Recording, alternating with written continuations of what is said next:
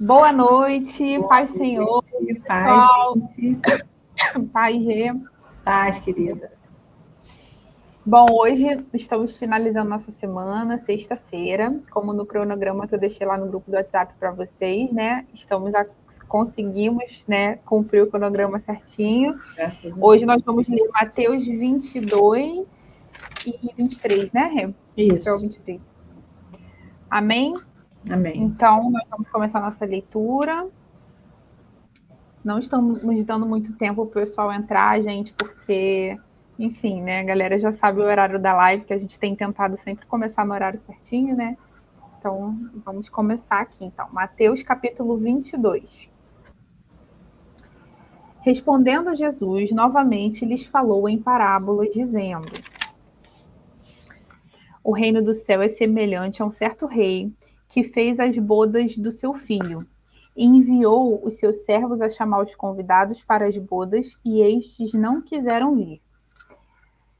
Mas, mais uma vez, ele enviou outros servos, dizendo: Dizei aos convidados: Eis que tenho o meu jantar preparado, e os meus bois e os meus cevados estão mortos, e todas as coisas estão prontas. Vinde às bodas. Mas eles, fazendo pouco caso, seguiram seus caminhos, um para a sua fazenda, outro para o seu negócio. E os outros tomaram seus servos e os maltrataram e mataram. Mas ouvindo disto, o rei irou-se e, enviando os seus exércitos, destruiu aqueles assassinos e incendiou a sua cidade. Então, novamente, né? Esse rei representa Deus, esse filho Jesus, esses servos, né, que ele manda, né, para convidar as pessoas, né, para as bodas, né, do Cordeiro, do Messias, desse filho. São os profetas que vieram, até de uma certa forma os discípulos também, né, que vêm ali depois de Jesus, que, né, Deus manda sempre, né, para estar pregando a respeito do reino, a respeito da verdade do reino dos céus, de Deus, né, e eles são rejeitados. Algumas pessoas, como a gente vê numa outra parábola que é bem parecida com essa, as pessoas não querem ouvir e dão preferência para suas coisas, né, materiais. Uns vão para sua fazenda, outros para os seus negócios. Alguns maltratam os servos que foram enviados, que a gente vê no caso dos profetas, e também os discípulos que são mortos, né, que são rejeitados, né, colocando aqui a figura, traduzindo a parábola para nós aqui, né? E essa festa, essas bodas do filho, de uma certa forma, os judeus, eles esperavam pelas bodas do Messias, né? A profecia de que o Messias viria também incluía, eles esperavam essas bodas, né? Participar, né? Dessa festa com o Messias, mas eles não criam que Jesus era esse Messias que eles esperavam. Então, eles não deram ouvidos à mensagem, não deram ouvidos a esse convite, que era um convite que eles estavam esperando, mas eles não souberam reconhecer, né? Que era o Filho de Deus chamando.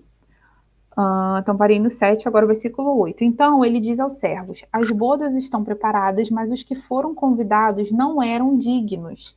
E depois às estradas e convidai para as bodas todos quanto encontrardes. E os servos, saindo pelas estradas, ajuntaram todos quanto encontraram, tanto maus como bons, e o casamento ficou cheio de convidados. Novamente, esse ir pelas estradas e convidar, né, representa estrada, um lugar de passagem, representa também os gentios, né, que passavam por ali, né, que somos nós também que fomos alcançados. 11. E o rei, entrando para ver os convidados, viu ali um homem que não estava com as vestes de casamento. E ele disse-lhe: Amigo, como entraste aqui, não tendo veste de casamento? E ele emudeceu. A pessoa, né, que não estava com a veste apropriada se assustou, né, ficou mudo, não teve resposta. 13. Então disse o rei aos servos: Amarrai os seus pés e mãos, levai-o embora e lançai-o nas trevas exteriores. Ali haverá pranto e ranger de dentes, porque muitos são chamados, mas poucos são escolhidos. Aí parece, né, um castigo tão grande para uma pessoa que estava com uma veste inadequada, mas a gente precisa entender o significado, né, dessa atitude. Você ser convidado para uma festa de casamento, vamos trazer para o dia de hoje, né? Você chega lá, é um traje esporte fino, e você chega lá de, sei lá, de calça leg, de roupa de futebol. Isso você está dizendo que você não honra, você não respeita aquelas pessoas que te convidaram.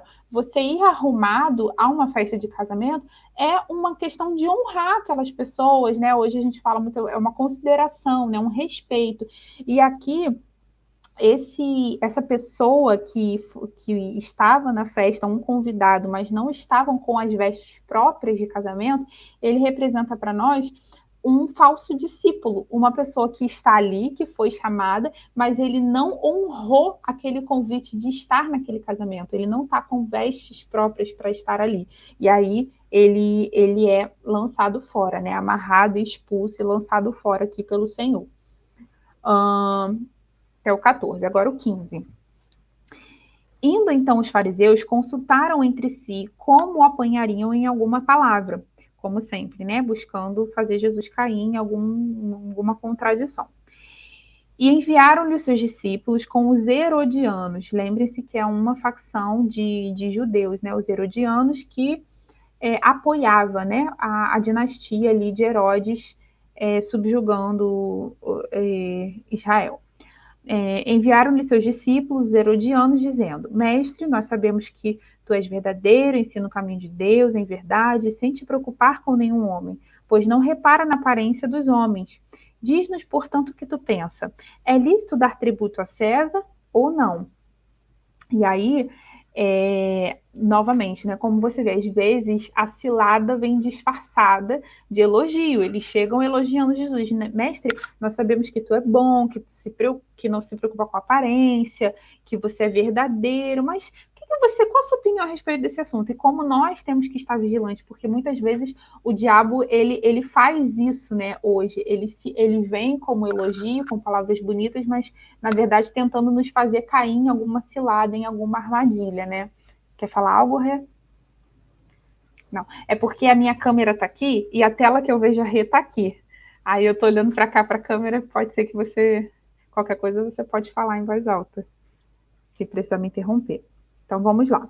Aí eles fazem esse questionamento, né, a respeito do tributo, no versículo 18. Mas Jesus, percebendo sua maldade, disse: Por que me tentas, hipócritas? Mostrai-me a moeda do tributo. E eles lhe mostraram um denário.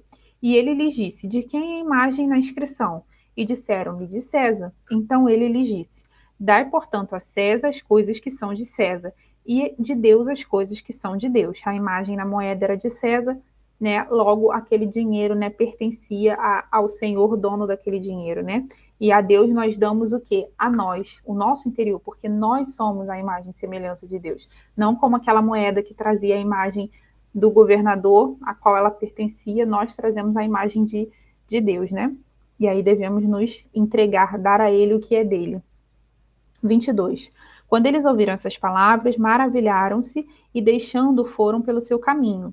No mesmo dia vieram até ele os saduceus, outra facção de religiosos judeus, que dizem não haver ressurreição, e o interrogaram.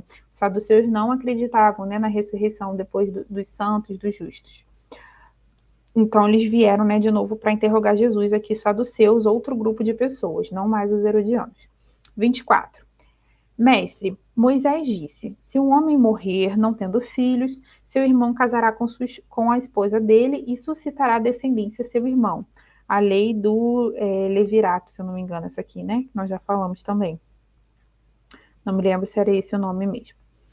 Ora, houve entre nós 7 irmãos, e o primeiro casou-se com uma mulher e faleceu. E não tendo descendentes, deixou sua esposa para o seu irmão. Da mesma forma, o segundo, o terceiro, até o 7º, e por último de todos morreu também a mulher. Portanto, na ressurreição, de qual dos 7 será a mulher? Pois todos a tiveram. Jesus respondendo disse, porque lá eles aceitavam a poligamia, o homem ter várias esposas, mas uma mulher não podia ter vários esposos, né? Na cultura deles daquela época. E aí Jesus responde no versículo 29. Vós errais, não conhecendo as Escrituras, nem o poder de Deus. Porque na ressurreição não casam, nem são dados em casamento, mas não como os anjos de Deus no céu, mas são como os anjos de Deus no céu. E quanto à ressurreição dos mortos, não leste o que vos foi dito por Deus, dizendo: eu sou o Deus de Abraão, de Isaac, de Jacó. Deus não é Deus de mortos, mas de vivos. Aqui, né, Jesus diz, erram porque não conhecem as Escrituras. Essa facção aqui de religiosos, os saduceus, eles só criam no Pentateuco, que é lá os 5 primeiros livros da Bíblia, de Gênesis a Deuteronômio, que entra lá a lei, né, as leis também, né, a parte de Êxodo e tudo mais. Então, Jesus, além de dizer, erra porque não conhece as Escrituras, ele precisou usar um exemplo do Antigo Testamento, do Pentateuco, para mostrar para eles que eles estavam errados. E aí, por isso que Jesus vai lá em Abraão, em Isaac, em Jacó, né, que está dentro do contexto daquilo que eles acreditavam. E ele diz, eu não sou Deus, eu não sou no presente, o Deus de Abraão, de Isaac, de Jacó. Se eu sou o Deus dele, eu não fui. Eu sou hoje, eu não sou Deus de mortos, mas de vivos, né? 33. E as multidões, ouvindo isso, maravilhavam-se com a sua doutrina. Mas os fariseus, quando ouviram que ele fizera emudecer os saduceus, eles se reuniram, porque, né, os saduceus, a gente já falou também sobre esse grupo religioso, que eles, né, eram poderosos, eram estudiosos, né, ele deixou eles sem argumentos, né, então até os fariseus ficaram espantados de uma certa forma, com temor, viram que tinham que tramar melhor para conseguir pegar Jesus em alguma contradição, né? 35. Então um deles, que era mestre da lei, perguntou-lhe, provando e dizendo, um dos fariseus, né? Veio provar Jesus de novo, fazer uma pergunta aspiciosa. 36. Mestre, qual é o grande mandamento na lei? E respondeu-lhe Jesus, tu amarás o Senhor teu Deus de todo o teu coração e de toda a tua alma e de toda a tua mente. Este é o primeiro e grande mandamento. E o segundo é semelhante a este, tu amarás teu próximo como a ti mesmo. Desses 2 mandamentos dependem toda a lei e os profetas. Enquanto os fariseus estavam reunidos, Jesus os indagou, dizendo, o que pensais vós do Cristo? De quem ele é filho? E eles disseram, o filho de Davi. Esse filho, né, quer dizer da descendência, né? O antepassado dele era Davi, né? Do Cristo, 43. Disse-lhe ele, como então Davi, em espírito, lhe chama Senhor, dizendo, disse o Senhor ao meu Senhor, assenta-te à minha direita até eu fazer os teus inimigos por escabelo? Então, se Davi lhe chama Senhor, como ele é seu filho? Porque tem um salmo, né, que Davi faz essa oração, falando a respeito do Messias e chamando de Senhor. Aqui é o Salmo 110, né? Descreve a ordem de Yahvé ao Senhor de Davi. Senhor era um título de autoridade ou divindade que descrevia o Cristo como o divino superior de Davi, não somente seu descendente. Nenhum homem era capaz de responder-lhe uma palavra, e daquele dia em diante, nenhum homem ousou fazer-lhe mais perguntas. Né? Então Jesus pergunta, vocês acham que Cristo é quem? Ele é o filho de Davi. Mas lá em Salmos, Davi já relatava que esse Messias que viria, que seria o Cristo, era o seu Senhor, né? E apesar de ser o seu Senhor, ele vinha da sua descendência, e é uma coisa, às vezes, até humanamente para nós um pouco confuso de compreender, e eles aqui, eles, né, viam que Jesus, eles não tinham como responder as palavras, os argumentos de Jesus. Todas as vezes que eles tentavam pegar Jesus em alguma contradição, Jesus quem colocava eles em uma situação constrangedora, né, de não ter o que dizer. Amém? A Rê vai continuar aí para nós. Agora o capítulo 23, né, Rê? Tá no mudo, Rê. Desculpa. Vamos lá, capítulo 23. Jesus censura os escribas e os fariseus. Então falou Jesus aos multidões e aos seus discípulos. Na cadeira de Moisés se assentaram os escribas e os fariseus. Fazei e guardai, pois, tudo quanto eles vos disserem. Porém, não os imiteis nas suas obras, porque dizem e não fazem. Atam fardos pesados e difíceis de carregar, e os põem sobre os ombros dos homens. Entretanto, eles mesmos nem com o dedo querem movê-los. Praticam, porém, todas as suas obras com o fim de serem vistos dos homens, pois alargam os seus filactérios. Eu fui procurar saber o que é filactério. Filactério é umas caixinhas que eles colocam aqui na testa, e dentro dessa caixinha tem as escrituras. Então, eles faziam esses filactérios bem grandes, né, porque a intenção deles era sempre se mostrar para os homens, né? E aí ele fala assim, alongam as suas franjas, amam o primeiro lugar nos banquetes e as primeiras cadeiras nas sinagogas, as saudações nas praças e o serem chamados mestre pelos homens. Vós, porém, não sereis chamados de mestre, porque um só é o vosso mestre e vós todos sois irmãos. O Senhor estava falando para os seus discípulos a respeito disso. A ninguém sobre a terra chameis vosso Pai, porque só um é vosso Pai, aquele que está nos céus. Nem sereis chamados guias, porque um só é o vosso guia, o Cristo. Mas o maior dentre vós será vosso servo. Quem a si mesmo se exaltar será humilhado, e a quem a si mesmo se humilhar será exaltado. Ai de vós, escribas e fariseus, hipócritas, porque fechais o reino dos céus diante dos homens, pois vós não entrais e nem deixais entrar os que estão entrando.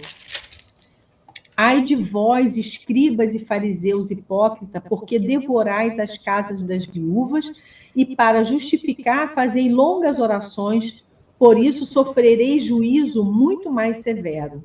Ai de vós, escribas e fariseus hipócritas, porque rodeais o mar, a terra para fazer um prosélito, e uma vez feito, o tornai filho do inferno, 2 vezes mais do que vós. Ai de vós, guias cegos que dizeis, quem jurar pelo santuário, isso é nada. Mas se alguém jurar pelo ouro do santuário fica obrigado pelo que jurou. Insensatos e cegos, pois qual é maior, o ouro ou o santuário que santifica o ouro? E dizeis, quem jurar pelo altar, isso não é nada. Quem, porém, jurar pela oferta que está sobre o altar, fica obrigado pelo que jurou. Cegos, pois qual é maior, a oferta ou o altar que santifica a oferta? Portanto, quem jurar pelo altar, jura por ele, e por tudo que sobre ele está. Quem jurar pelo santuário, jura por ele, e por aquele que nele habita. E quem jurar pelo céu, jura pelo trono de Deus, e por aquele que no trono está assentado. Ai de vós, escribas e fariseus, hipócritas, porque dai o dízimo da hortelã, do endro, do cominho, e tendes negligenciado os preceitos mais importantes da lei: a justiça, a misericórdia, a fé. Devíeis, porém, fazer estas coisas sem omitir aquelas. Guias cegos, que coais o mosquito e engolis o camelo. Ai de vós, escribas e fariseus, hipócritas, porque limpais o exterior do copo e do prato, mas estes por dentro estão cheios de rapina e intemperança. Fariseu cego, limpa primeiro o interior do copo, para que também o seu exterior fique limpo. Ai de vós, escribas e fariseus hipócritas, porque sois semelhante aos sepulcros caiados, que por fora se mostram belos, mas interiormente estão cheios de ossos de mortos e de toda imundície. Ai também vós, exteriormente, pareceis justos aos homens, mas por dentro estáis cheios de hipocrisia e de iniquidade. Ai de vós, escribas e fariseus hipócritas, porque edificai os sepulcros dos profetas, adornai os túmulos dos justos, e dizeis, se tivéssemos vivido nos dias dos nossos pais, não teríamos sido seus cúmplices no sangue dos profetas. Assim, contra vós mesmo testificai que sois filhos dos que mataram os profetas. Enchei-vos, pois, a medida de vossos pais. Serpentes, raças de víbora, como escapareis da condenação do inferno? Por isso, eis que vos envio profetas, sábios e escribas. A uns matareis e crucificareis, e a outros açoitareis nas vossas sinagogas, e perseguireis de cidade em cidade, para que sobre vós recaia todo o sangue justo derramado e a terra, desde o gangue do justo Abel, desde o sangue do justo Abel até o sangue de Zacarias, filho de Baraquias, a quem mataste entre o santuário e o altar. Em verdade vos digo que todas estas coisas hão de vir sobre a presente geração. Eu acho que a gente não tem muito o que falar, porque aqui é uma exortação do Senhor, mostrando quem são os fariseus, quem eram esses escribas, tudo aquilo que o Senhor esperava deles, que eles não fizeram. Então, ele estava dando um exemplo para que eles não imitassem a eles, né? Porque fugissem deles, porque eles eram só aparência.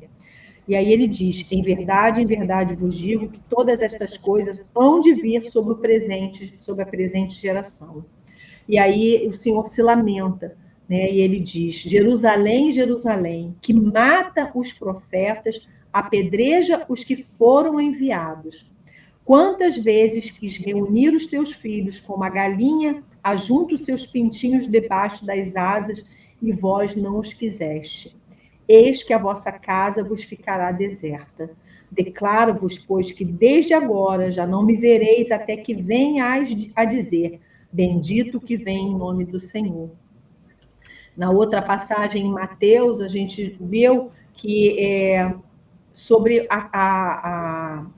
sobre ser derribada, né, sobre Jerusalém ser destruída, né, no ano 70, que veio o general Tito, né, e ele acabou com Jerusalém. E o Senhor, ele vendo tudo isso, sabendo, porque o Senhor conhece, né, ele é o alfa, o ômega, o princípio e o fim, e ele se lamenta porque não aceitaram, né, não aceitou os profetas e não aceitou o próprio Messias que estava por vir. Então é até aqui, meus irmãos. Toda a história, né, do povo de Israel até a vinda do Messias prometido, eles não souberam, né, reconhecer. E realmente, como a Rê falou, não tem muito o que comentar. O que nós já vimos, assim, repetindo, né, várias vezes, Jesus falando a respeito dos erros e dos pecados dos fariseus, e aqui ele coloca tudo num texto só, né, sobre as hipocrisias deles, e eu acho que está bem claro, né, está bem para qualquer pessoa que o básico de interpretação de texto, né? Verdade. E é isso, né? Jesus, ele não é, Deus não é só amor, né? As pessoas colocam Deus como Deus é amor, mas ele também é fogo consumidor, ele também é justiça, né? Nós fomos criados para um propósito, sim, e obedecer ao propósito, obedecer à vontade de Deus é sim um pré-requisito para sermos filhos de Deus, né? Para sermos dignos, pelo menos ter, não que sejamos, mas pelo menos alcancemos, né, essa oportunidade de sermos chamados filhos e sermos salvos, né? Amém. Então, por hoje é só, pessoal. Tenham um bom fim de semana. Semana que vem já vamos estar finalizando a nossa leitura de Mateus e Lucas e, consequentemente, finalizando a nossa leitura dos Evangelhos. E aí, semana que vem, a gente dá alguns recados para vocês de como vai ser a nossa leitura nos próximos dias, nos próximos livros. Enfim, obrigada a vocês que estão aqui com a gente todo dia. Vamos orar, né, para ir descansar.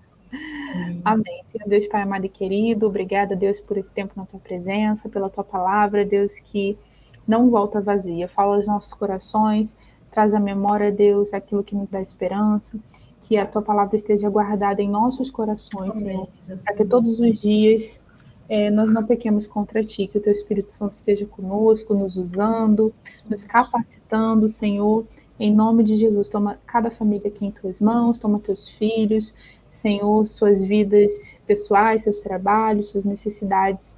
Guarda, Pai, que estejamos aqui novamente semana que vem para aprender mais de Ti, ler a Tua palavra, Pai, em nome de Jesus, nós Te agradecemos. Amém. Amém, amém. Fiquem com Deus. Tenham uma boa noite. Fiquem com Deus. Boa noite, bom fim de semana.